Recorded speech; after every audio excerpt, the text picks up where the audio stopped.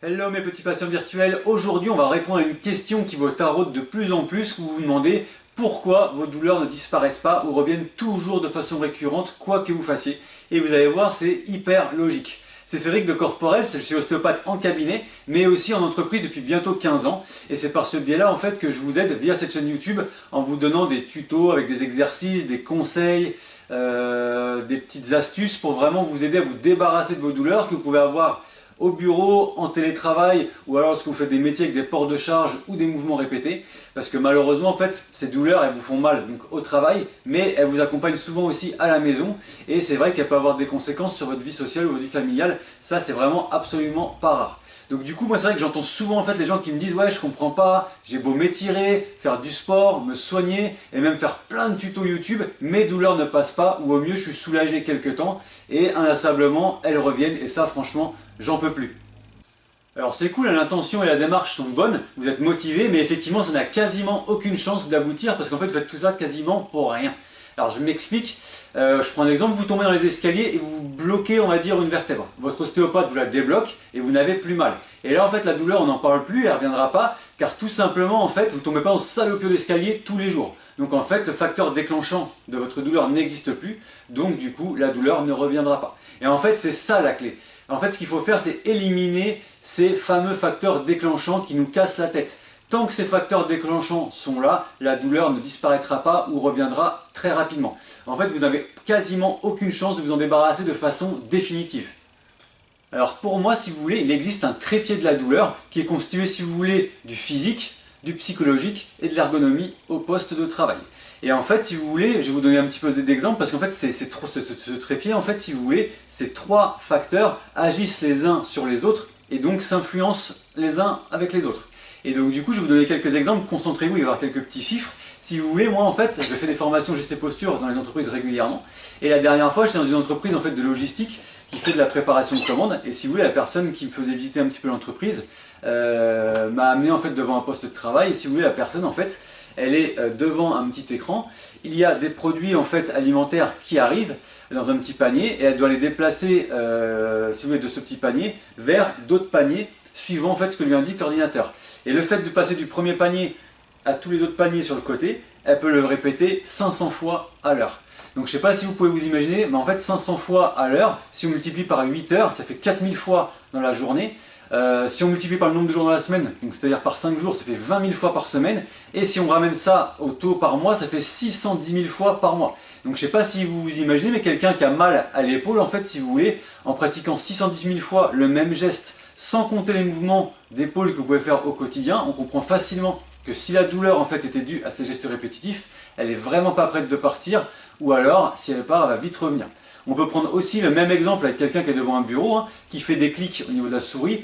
Donc je ne sais pas si vous pouvez pareil imaginer combien de fois vous pouvez cliquer par jour sur une souris, multiplié par le nombre de jours dans la semaine, multiplié par le nombre de jours dans le mois, ça fait quand même un sacré paquet de clics. Et donc du coup, si ces clics-là vous donnent une petite tendinite de coude ou de poignet, vous comprenez bien en fait que tant que vous cliquerez comme ça ou tant que vous ne changerez rien à l'ergonomie du poste de travail, la douleur va forcément rester. Alors donc on pourrait croire que ce que je suis en train de vous dire c'est d'arrêter de travailler, mais en fait c'est pas tout à fait ça. En fait ce qu'il faut faire surtout c'est savoir s'adapter. Comme par exemple parfois votre geste il peut être mal effectué, ou alors vous pouvez faire des fois ce qu'on appelle les alternances de tâches, comme ça vous ne créez pas toujours les mêmes gestes répétitifs tout le temps, tout au long de la journée. C'est-à-dire qu'en fait vous changez de posture, vous changez de geste, donc du coup vous n'êtes plus aussi traumatique sur certaines zones en particulier. Ou alors il y a plein d'autres astuces qui existent, comme suivre un petit peu mes tutos YouTube par exemple, où je vous montre plein de petits exercices qui contrent un petit peu les mauvaises positions que vous pouvez prendre tout au long de la journée, et donc ça contrebalance un petit peu avec ça, et ça permet en fait de ne pas avoir trop mal, ou de soulager les douleurs lorsque vous en avez. Ensuite, il y a le volet qui est psychologique et donc hyper important, notamment à cause de, par exemple, ce qu'on appelle l'effet nocebo. En fait, l'effet nocebo, c'est comme, par exemple, si vous avez une douleur de dos. Par exemple, vous avez une douleur de dos à cause d'une petite hernie discale et on vous répète chez différents médecins où vous allez que votre douleur est très grave, que votre vie ne va plus jamais être comme avant, que ça va finir par vous handicaper un petit peu. Et bien à force en fait d'entendre ça, votre cerveau va l'intégrer en fait comme une vérité et le prendre comme une réalité. Et du coup vos symptômes peuvent s'aggraver ou alors perdurer et devenir vraiment chroniques. Et donc du coup, en raison de ces attentes négatives, en fait, et en fonction de cet état psychologique, votre cerveau, si vous voulez, vous transmet une information de douleur grave, chronique, etc. Alors qu'en fait, la plupart du temps, pas du tout. Et on peut tout à fait vivre hyper correctement avec une hernie. J'ai moi-même des patients qui ont des hernies, une, ou deux ou trois, et qui font même du sport de haut niveau. Donc vous voyez, c'est vraiment, si vous voulez, tout un ensemble à prendre en compte. Et c'est pas parce qu'on a une hernie que forcément la vie s'arrête et qu'on ne peut plus rien faire. Et là, c'est pour ça que je veux mettre l'accent un petit peu là-dessus, que souvent on dit des trucs un peu gnangnan, ou qui peuvent paraître un peu gnangnan, oui, il faut être positif, il faut penser positif, il faut arrêter de penser négatif, mais c'est tout à fait ça, parce qu'en fait, votre cerveau peut subir un conditionnement, et sans que vous vous en rendiez compte, en fait, ce conditionnement va jouer directement sur vos douleurs, et donc du coup, sur votre quotidien, et un petit peu les sensations que vous avez toute la journée.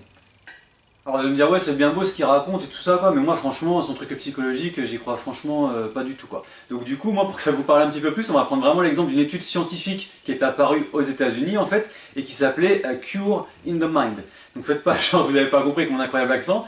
Et en fait dans cette étude Mr. Wright c'est un monsieur qui a des tumeurs cancéreuses et qui souffre en fait d'un lymphosarcome avancé. Donc ça c'est un truc qui est pas très joli.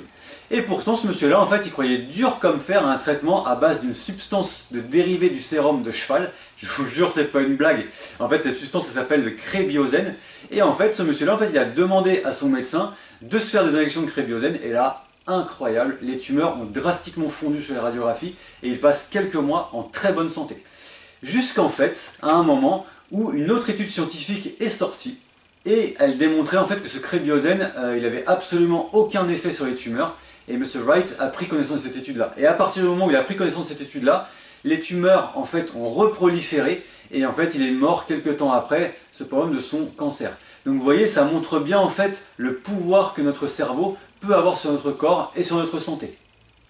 Alors pour redescendre d'un petit degré en fait dans la gravité des maladies, juste le stress et l'anxiété peuvent vous donner en fait des douleurs ou les entretenir en fait parce qu'à force que l'on vous stresse au travail, que ce soit votre chef ou vos collègues, vous pouvez en fait éventuellement réduire la production de substances en fait qui sont produites par votre corps qui réduisent elles-mêmes en fait la sensibilité des cellules nerveuses à la douleur. En fait, en gros, le stress et l'anxiété, si vous voulez, rendent votre corps beaucoup plus sensible à la douleur. Ou alors peuvent même augmenter l'intensité de vos douleurs. Et avant on dirait souvent en fait ouais t'as rien, c'est juste dans ta tête, etc. Effectivement ça part de la tête sauf que ça crée vraiment une douleur réelle et qu'il y a beaucoup de gens qui souffrent en fait de stress chronique et qui leur provoquent justement des douleurs ou qui augmentent des douleurs qu'ils avaient déjà et ça c'est vraiment terrible. En fait ce qui se passe en fait c'est donc encore une fois prouvé scientifiquement, ça peut vous donner une augmentation de la douleur physique et là on voit bien qu'effectivement le psychologique peut avoir un gros impact en fait sur le physique. Et le troisième facteur déclenchant dont je vous parlais, c'est le facteur ergonomique, où on va voir que lui aussi peut vraiment avoir un impact sur votre psychologique ou sur votre physique. En l'occurrence, par exemple, si on prend l'exemple d'un poste de travail, si on prend une posture prolongée devant l'écran, que ce soit au bureau ou en télétravail, malheureusement, avec le fait qu'on ait les épaules enroulées vers l'avant pour taper sur le clavier, qu'on doive un petit peu accommoder son regard à la distance par rapport à l'ordinateur, et ben ça crée des tensions en fait cervicales, dorsales, dans votre bas du dos, ça peut vous donner tendinite, enfin plein de trucs, des maux de tête. Et donc du coup, ça c'est même si l'ergonomie du poste de travail est bien installée, quoi qu'il arrive malheureusement. Donc imaginez si vous avez une mauvaise ergonomie du poste de travail, ça peut être encore pire. Donc du coup, c'est hyper important de prendre ces trois facteurs entre guillemets du trépied vraiment très au sérieux et de les prendre au sérieux en même temps. C'est-à-dire que c'est pas un coup s'occuper de son physique, un coup s'occuper de son psychologique ou un coup de s'occuper de l'ergonomie du poste de travail. Il faut vraiment en fait que les trois soient toujours bien équilibrés pour ne pas en fait que vos douleurs apparaissent ou se maintiennent dans le temps. Et donc du coup moi j'ai une solution qui est hyper intéressante pour vous parce que grâce à mes 15 ans en fait, d'expérience dans les différentes entreprises, je connais par cœur les problématiques que vous pouvez avoir, le type de douleur que vous pouvez avoir et la difficulté aussi que vous pouvez avoir à les faire partir. Donc c'est par rapport à tout ça en fait que moi j'ai mis au point la méthode Integrative Mobility qui va vraiment traiter en fait ce trépied de la douleur, le physique, le psychologique et l'ergonomie en même temps. Grâce à plein de petites méthodes super simples, ça ne vous prendra absolument pas de temps supplémentaire dans votre journée une fois que vous aurez suivi la méthode, notamment pour les petits exercices que je vais vous donner, parce que très souvent en fait on vous donne des exercices à faire quand vous allez chez le médecin, chez le kiné, machin, etc. Et vous sortez franchement d'une journée de travail de fou, vous devez aller chercher les enfants à l'école, aller faire les courses, vous occuper de la maison, machin, et quoi qu'il arrive, les exercices ils passent à l'as parce que vous êtes crevé, et franchement je vous comprends tout à fait. Donc du coup moi les exercices que je vais vous donner, ils seront inclus dans les temps morts de la journée, donc vous verrez comment. Donc ça c'est hyper pratique. Et en plus de ça, je vous donnerai des petits outils super simples en fait qui vous vont servir à mesurer votre douleur et votre stress. Comme ça, vous pourrez vraiment voir au fur et à mesure que vous pratiquez la méthode l'évolution en fait de votre stress et votre douleur. Donc ça, c'est super encourageant. Donc ce que vous pourrez consulter en fait, si vous voulez gratuitement les explications complémentaires de cette méthode, vous pouvez cliquer sur le lien en fait en commentaire épinglé de la vidéo, ou alors le lien se trouve aussi en fait dans la description de la vidéo. En attendant, je vous souhaite une super journée. Prenez soin de vous, vous le méritez.